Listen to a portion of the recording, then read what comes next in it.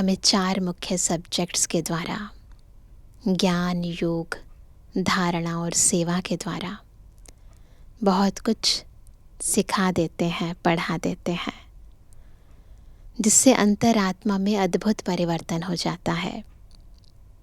और ईश्वरीय ज्ञान, याद की शक्ति से जितना धारण होता है, उतना मनसा वाचा कर्मणा सेवाएं स्वतः होने लगती हैं।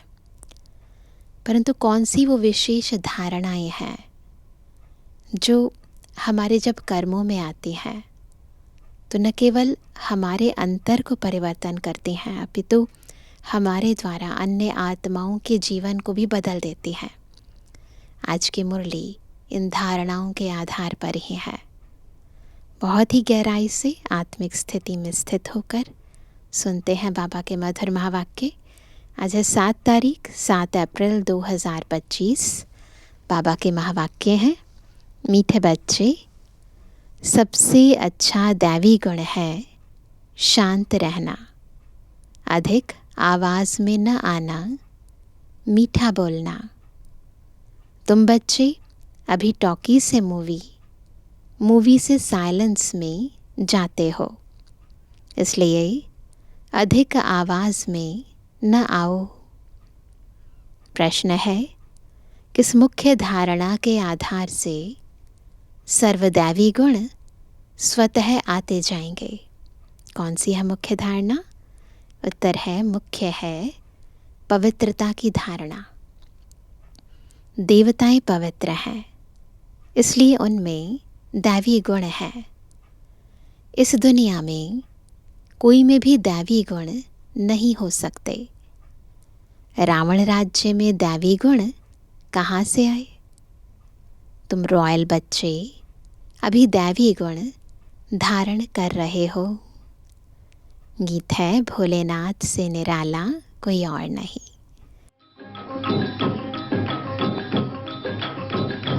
भोलेनाथ से निराला, गौरीनाथ से निराला कोई और नहीं। ओ भोलेनाथ से निराला, गौरीनाथ से निराला कोई और नहीं। ऐसा बिगड़ी बनाने वाला कोई और नहीं। भोलेनाथ से निराला, गौरीनाथ से निराला कोई और नहीं। ओ भोलेनाथ से निराला, गौरीनाथ से निराला कोई और नहीं। ओम शांति। अभी बच्चे समझते हैं कि बिगड़ी को बनाने वाला एक ही है। भक्ति मार्ग में अनेकों के पास जाते हैं, कितनी तीर्थ यात्राएं आदि करते हैं।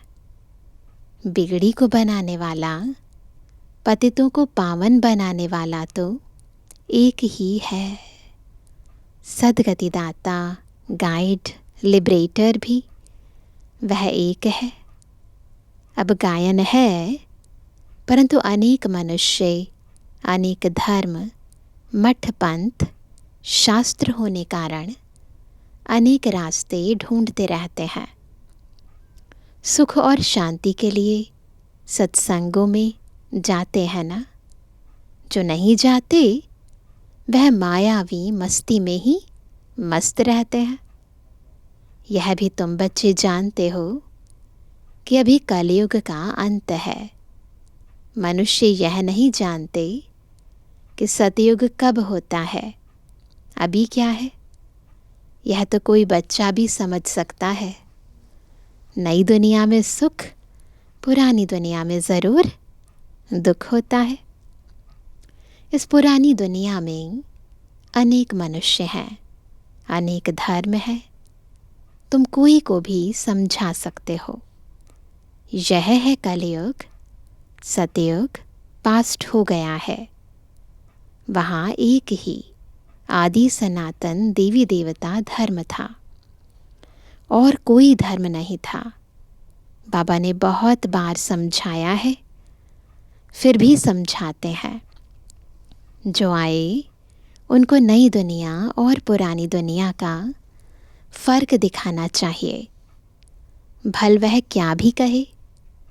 कोई 10,000 वर्ष आयु कहते हैं, कोई 30,000 वर्ष आयु कहते हैं।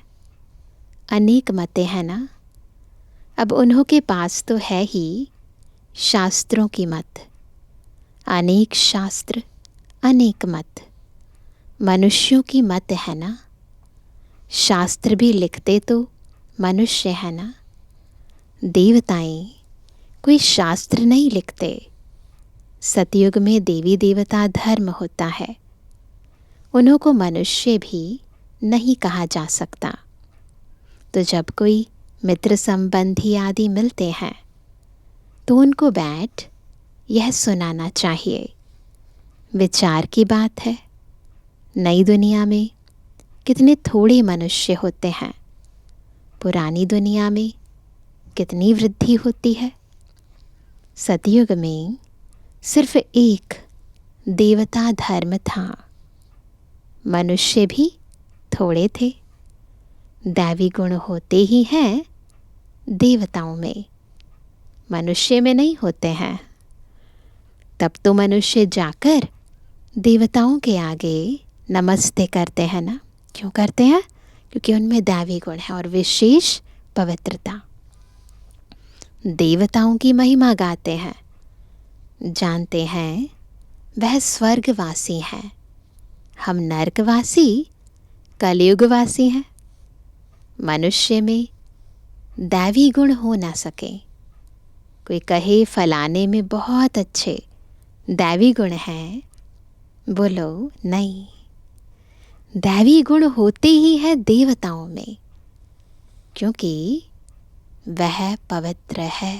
तो दिव्य गुणों का आधार क्या है? ये धारणा होती किस आधार पर है? पवित्रता के आधार पर। यहाँ पवित्र न होने कारण कोई में दैवी गुण हो ना सके, क्योंकि आसुरी रावण राज्य है ना। नए झाड़ में दैवी गुण वाले देवताएं रहते हैं, फिर झाड़ पुराना होता है। रावण राज्य में दैवी गुण वाले हो ना सके। सतयुग में आदि सनातन देवी देवताओं का प्रवृत्ति मार्ग था। प्रवृत्ति मार्ग वालों की ही महिमा गाई हुई है। सतयुग में हम पवित्र देवी देवता थे। संन्यास मार्ग था नहीं। कितनी पॉइंट्स मिलती हैं, परंतु सभी पॉइंट्स किसकी बुद्धि में रह ना सके। पॉइंट्स भूल जाती हैं, इसलिए फेल होते हैं। क्यों हो जाते हैं फेल? पॉइंट्स भूल जाते हैं, दैवी गुण धारण नहीं करते हैं। एक ही दैवी गुण अच्छा है, जास्ती कोई से न बोलना, मीठा बोलना, बहुत थोड़ा बोलना चाहिए। क्योंकि तुम बच्चों को टॉकी से मूवी से साइलेंस में जाना है। अभ्यास अभी से करेंगे ना, तो टॉकी को बहुत कम करना चाहिए। जो बहुत थोड़ा धीरे से बोलते हैं तो समझते हैं यह रॉयल घर का है, मुख से सदैव रत्न निकले। सन्यासी अथवा कोई भी हो तो उनको नई और पुरानी दुनिया का कंट्रास्ट बताना चाहिए। सतयुग में दैवी गुण वाले देवताएं थे, वह प्रवृत्ति मार्ग था। तुम सन्यासियों का धर्म ही अलग है। फिर भी यह तो समझते हो ना, नई सृष्टि सत्व प्रधान होती है, अभी तमो प्रधान है। आत्मा तमो प्रधान होती है तो शरीर भी तमो प्रधान मिलता है। अभी है ही पतित दुनिया, सबको पतित कहेंगे। वह है पावन सत्व प्रधान दुनिया। वही नई दुनिया सो अब पुरानी होती है। इस समय सभी मनुष्य आत्माएं नास्तिक हैं, इसलिए ही हंगामे हैं, क्यों है हंगामे? नास्तिक हैं, बाबा को नहीं जानते हैं, चक्र को नहीं जानते हैं। धनी को न जानने के कारण आपस में लड़ते झगड़ते रहते हैं। रचयिता और रचना को जानने वाले को आस्तिक कहा जाता है। सन्यास धर्म वाले तो नई दुनिया को जानते ही नहीं, तो वहाँ आते ही नहीं। बाप ने समझाया है, अभी सब आत्माएं तमो प्रधान बनी हैं, फिर सभी आत्माओं को सतो प्रधान कौन बनाए? वह तो बाप ही बना सकते हैं। सतो प्रधान दुनिया में थोड़े मनुष्य होते हैं, बाकी सब मुक्ति धाम में रहते हैं। ब्रह्म तत्व है जहाँ हम आत्माएं निवास करती हैं, उनको कहा जाता है ब्रह्मांड। आत्मा तो अविनाशी है, यह अविनाशी नाटक है जिसमें सभी आत्माओं का पाठ है। तो बिल्कुल अपने सामने चित्र लेकर आएंगे। हम आत्मा ही परम धाम में है, अविनाशी हैं। इस सृष्टि रंगमंच पर आए, इस अविनाशी ड्रामा में पाठ अदा करने लगे। नाटक कब शुरू हुआ यह कभी कोई बता ना सके। यह अनादि ड्रामा है ना। बाप को सिर्फ पुरानी दुनिया को नई बनाने आना पड़ता है। ऐसे नहीं कि बाप नई सृष्टि रचते हैं। जब पतित होते हैं तभी पुकारते हैं। सतयुग में कोई पुकारते नहीं, है ही पावन दुनिया। रावण पतित बनाते हैं, परमपिता परमात्मा आकर पावन बनाते हैं। आधा आधा ज़रूर कहेंगे। ब्रह्मा का दिन और ब्रह्मा की रात आधा आधा है। ज्ञान से दिन होता है, वहाँ अज्ञान है नहीं। भक्ति मार्ग को अंधियारा मार्ग कहा जाता है। देवताएं पुनर्जन्म लेते लेते फिर अंधियारे में आते हैं। इसलिए इस सीढ़ी में दिखाया है मनुष्य कैसे सतो रजो तमो में आते हैं। अभी सबकी जर्जरीभूत अवस्था है। बाप आते हैं ट्रांसफ़र करने, अर्थात मनुष्य को देवता बनाने। जब देवता थे तो आसुरी गुण वाले मनुष्य नहीं थे। अभी इन आसुरी गुण वालों को फिर दैवी गुणों वाला कौन बनाए? अभी तो अनेक धर्म, अनेक मनुष्य हैं, लड़ते झगड़ते रहते हैं। सतयुग में एक धर्म है तो दुख की कोई बात नहीं। शास्त्रों में तो बहुत दंत कथाएं हैं जो जन्म जन्मांतर पढ़ते आए हैं। बाप कहते हैं यह सब भक्ति मार्ग के शास्त्र हैं, उनसे मुझे प्राप्त कर नहीं सकते। मुझे तो स्वयं एक ही बार आकर सबकी सदगति करनी है। ऐसे वापस कोई जा ना सके। बहुत धैर्य से बैठ समझाना चाहिए, हंगामा भी ना हो। क्योंकि बाबा का ज्ञान और जो भक्ति मार्ग का ज्ञान है, दोनों में बहुत बड़ा अंतर है। इसलिए बड़े प्यार से धीरे से समझाना चाहिए। उन लोगों को अपना अहंकार तो रहता है ना। साधु संतों के साथ फॉलोअर्स भी रहते हैं, झट कह देंगे इनको भी ब्रह्मा कुमारियों का जादू लगा है। सयाने मनुष्य जो होंगे वह कहेंगे यह विचार करने योग्य बातें हैं। मेले प्रदर्शनी में अनेक प्रकार के आते हैं ना। प्रदर्शनी आदि में कोई भी आए तो उसे बड़े धैर्य से समझाना चाहिए। जैसे बाबा धीरज से समझा रहे हैं कितना धैर्य है बाबा में, है ना। हम बाबा को याद करते हैं, नहीं करते हैं, कम करते हैं, परंतु बाबा कभी भी अधैर्य नहीं होते हैं। बड़े प्यार से रोज़ समझाते हैं। बहुत ज़ोर से बोलना नहीं चाहिए। प्रदर्शनी में तो बहुत इकट्ठे हो जाते हैं ना, फिर कह देना चाहिए। आप कुछ टाइम देकर एकांत में आकर समझेंगे तो आपको रचयिता और रचना का राज समझाएंगे। ऐसे प्यार से बात करो। रचना के आदि मध्य अंत का ज्ञान रचयिता बाप ही समझाते हैं। बाकी तो सब नेति नेति ही करके जाते हैं। कोई भी मनुष्य जा ना सके। ज्ञान से सद्गति हो जाती, फिर ज्ञान की दरकार नहीं होती। हो गई ना सद्गति। जैसे स्कूल में पढ़ाई पढ़ ली, फिर एक ऊंची पोजीशन को प्राप्त कर लिया, अब थोड़ी ना पढ़ाई पढ़ेंगे। तो ज्ञान से सद्गति हो गई, देवी देवता बन गए, अब थोड़ी ना ज्ञान पढ़ेंगे। यह नॉलेज सिवाय बाप के कोई समझा ना सके।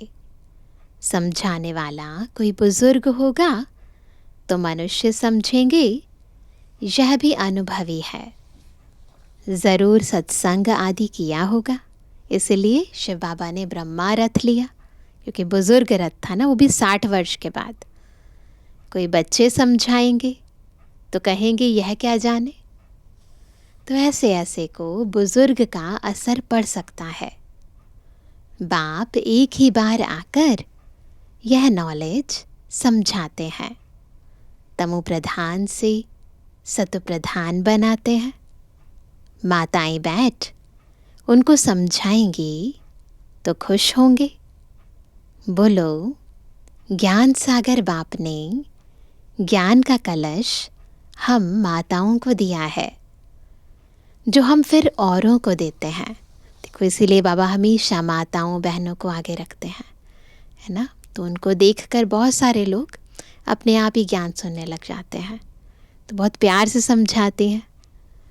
तो बाबा कहते हैं बहुत नम्रता से बोलते रहना है। शिव ही ज्ञान का सागर है जो हमको ज्ञान सुनाते हैं। कहते हैं मैं तुम माताओं द्वारा मुक्ति जीवन मुक्ति के गेट्स खोलता हूँ और कोई खोल ना सके। हम अभी परमात्मा द्वारा पढ़ रहे हैं, हमको कोई मनुष्य नहीं पढ़ाते हैं। ज्ञान का सागर एक ही परम पिता परमात्मा है। तुम सब भक्ति के सागर हो, भक्ति की अथॉरिटी हो, न कि ज्ञान की। ज्ञान की अथॉरिटी एक मैं ही हूँ।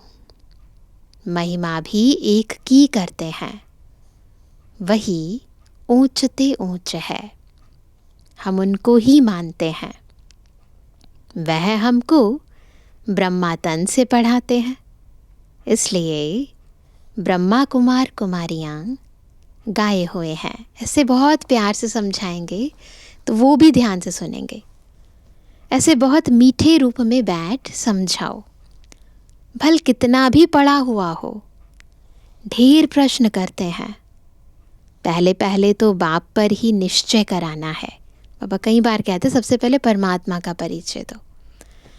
पहले तुम यह समझो रचता बाप है व नहीं। सभी का रचयिता एक ही शिव बाबा है, वही ज्ञान का सागर है। बाप टीचर सतगुरु है। पहले तो यह निश्चय बुद्धि हो कि रचता बाप ही रचना के आदि मध्य अंत का ज्ञान देते हैं, वही हमको समझाते हैं। वह तो ज़रूर राइट ही समझाएंगे। सत्य पिता है ना, बाबा तो गलत नहीं समझा सकता ना। तो जब निश्चय हो जाता है कि ज्ञान सुनाने वाला कौन, तो अपने आप ही चाहे कितने भी पढ़े लिखे हों समझ जाते हैं। फिर कोई प्रश्न उठ ना सके। बाप आते ही हैं संगम पर, सिर्फ कहते हैं मुझे याद करो तो पाप भस्म हो जाएं। हमारा काम ही है पतित को पावन बनाने का। अभी तमो प्रधान दुनिया है, पतित पावन बाप बगैर कोई को जीवन मुक्ति मिल ना सके। सभी गंगा स्नान करने जाते हैं तो पतित ठहरे ना, समझना चाहिए ना। मैं तो कहता नहीं हूं कि गंगा स्नान करो, बाबा नहीं कहते। मैं तो कहता हूं मामेकम याद करो। ये है बाबा की श्रीमत। मैं तुम सभी आशिकों का माशूक हूं। सभी एक माशूक को याद करते हैं। रचना का क्रिएटर एक ही बाप है। वह कहते हैं देही अभिमानी बन मुझे याद करो, तो इस योग अग्नि से विकर्म विनाश होंगे। यह योग बाप अभी ही सिखलाते हैं, जबकि पुरानी दुनिया बदल रही है। विनाश सामने खड़ा है। अभी हम देवता बन रहे हैं। बाप कितना सहज बताते हैं। बाप के सामने भल सुनते हैं, परंतु एक रस हो नहीं सुनते।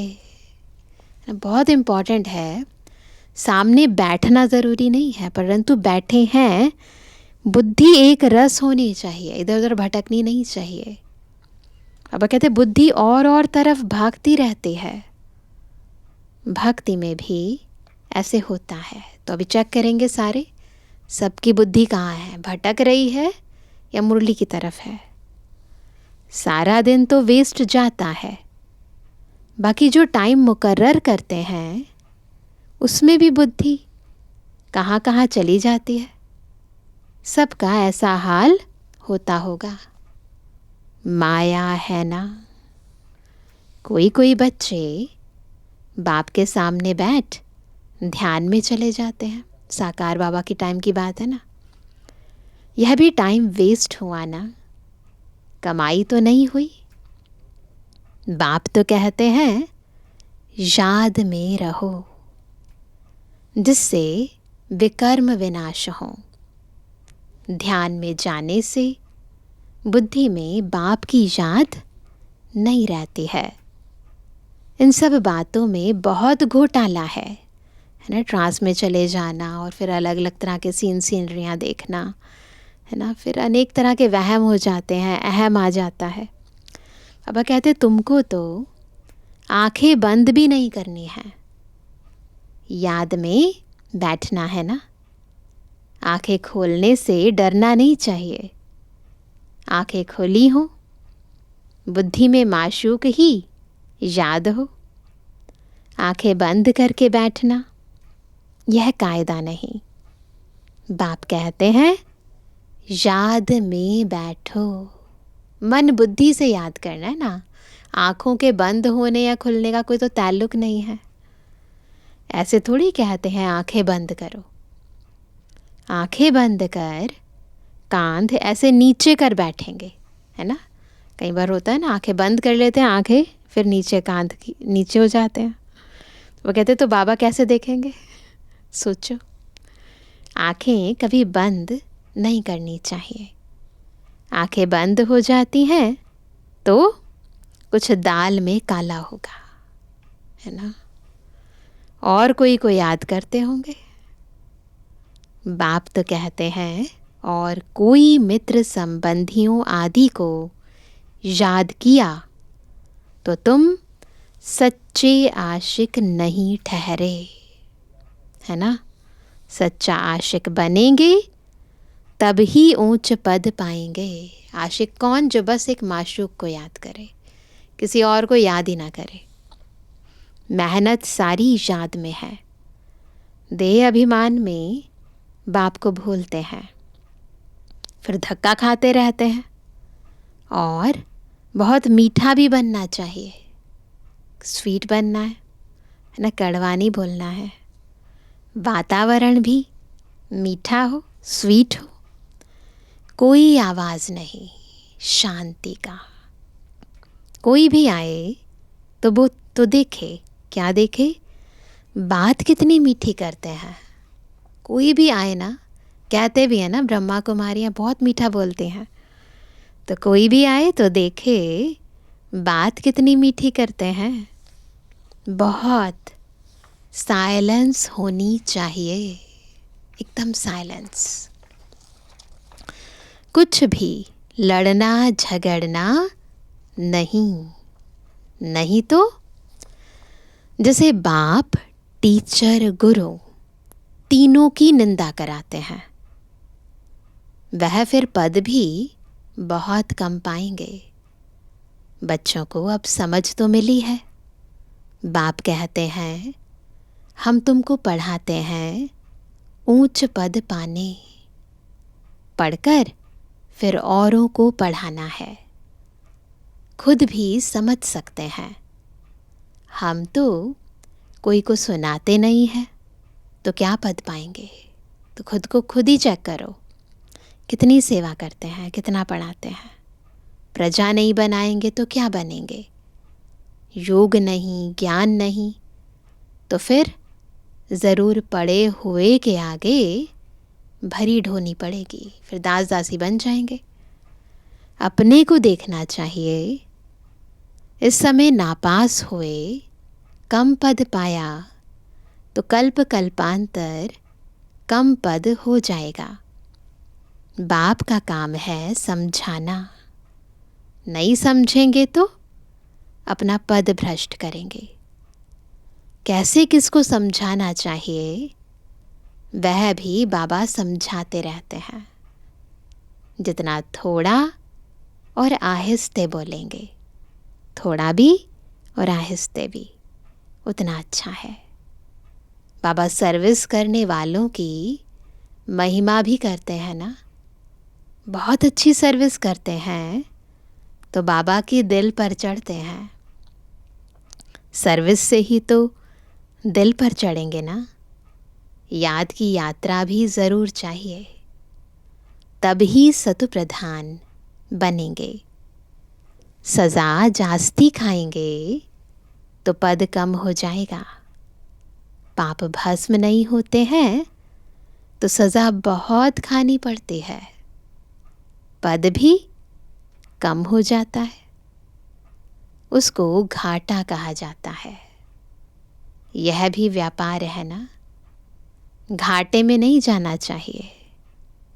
दैवी गुण धारण करो, ऊंच बनना चाहिए। दैवी गुण धारण करना है और ऊंचा बनना है। बाबा उन्नति के लिए किस्म किस्म की बातें सुनाते हैं। अब जो करेंगे सो पाएंगे। तुमको परिस्तानी बनना है। परिस्तान में जाना है ना, सतयुग में। गुण भी ऐसे धारण करने हैं। अच्छा, मीठे मीठे सर्व से एबल आज्ञाकारी बच्चों पर माता पिता बाप दादा का याद तारा। Good morning. रूहानी बच्चों की रूहानी बाप दादा को गुड मॉर्निंग, नमस्ते नमस्ते नमस्ते। धारणा के लिए मुख्य सार। पहला, किसी से भी बहुत नम्रता और धीरे से बातचीत करनी है। बोलचाल बहुत मीठा हो, साइलेंस का वातावरण हो, कोई भी आवाज़ ना हो, तब सर्विस की सफलता होगी। दूसरा पॉइंट, सच्चा सच्चा आशिक बन एक माशूक को याद करना है। याद में कभी आंखें बंद कर, कांध नीचे करके नहीं बैठना है। देही अभिमानी होकर रहना है। वरदान है, सर्व खजानों को स्व के प्रति और औरों के प्रति यूज़ करने वाले अखंड महादानी भव कैसे बनेंगे अखंड महादानी? जब सब खजानों को स्व के प्रति और औरों के प्रति यूज़ करेंगे। जैसे बाप का भंडारा सदा चलता रहता है, रोज़ देते हैं, ऐसे आपका भी अखंड लंगर चलता रहे, क्योंकि आपके पास ज्ञान का, शक्तियों का, खुशियों का भरपूर भंडारा है। इसे साथ में रखने व यूज़ करने में कोई भी खतरा नहीं है। बांटते जाओ, है ना। यह भंडारा खुला होगा तो चोर नहीं आएगा, बंद रखेंगे तो चोर आ जाएंगे। इसलिए रोज़ अपने मिले हुए खजानों को देखो और स्व के प्रति और औरों के प्रति यूज़ करो तो अखंड महादानी बन जाएंगे। स्लोगन है, सुने हुए को मनन करो, मनन करने से ही शक्तिशाली बनेंगे। केवल सुनना नहीं है, मनन करेंगे तो शक्तिशाली बनेंगे। आज का व्यक्त इशारा, कंबाइंड रूप की स्मृति से सदा विजयी बनो। सेवा और स्थिति, बाप और आप। सेवा और स्थिति, बाप और आप, यह कंबाइंड स्थिति, कंबाइंड सेवा करो तो सदा फरिश्ते स्वरूप का अनुभव करेंगे। सदा बाप के साथ भी हैं और साथी भी हैं। यह डबल अनुभव हो। स्व की लगन में सदा साथ का अनुभव करो और सेवा में सदा साथी का अनुभव करो। कर सकते हैं सभी? बहुत अच्छा। ओम शांति।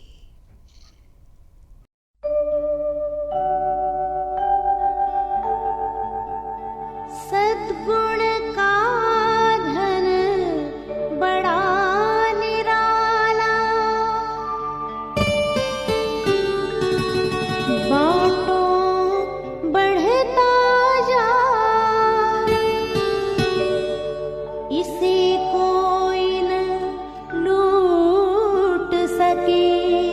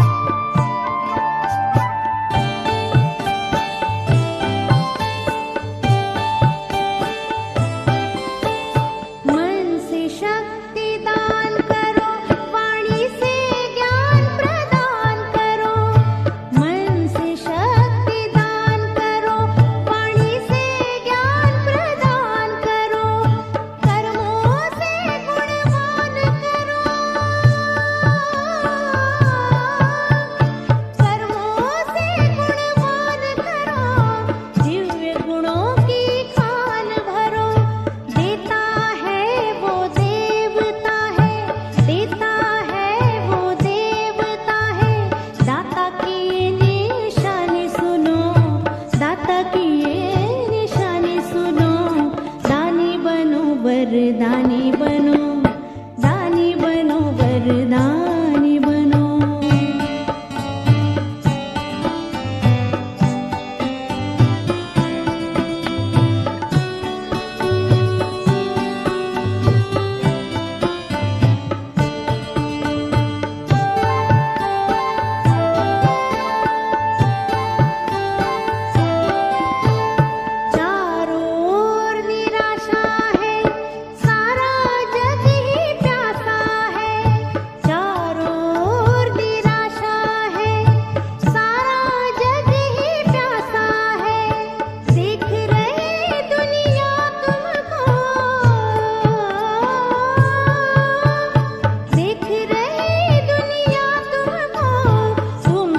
सबको आशा है, योग का तुम सहयोग करो, योग का तुम सहयोग करो।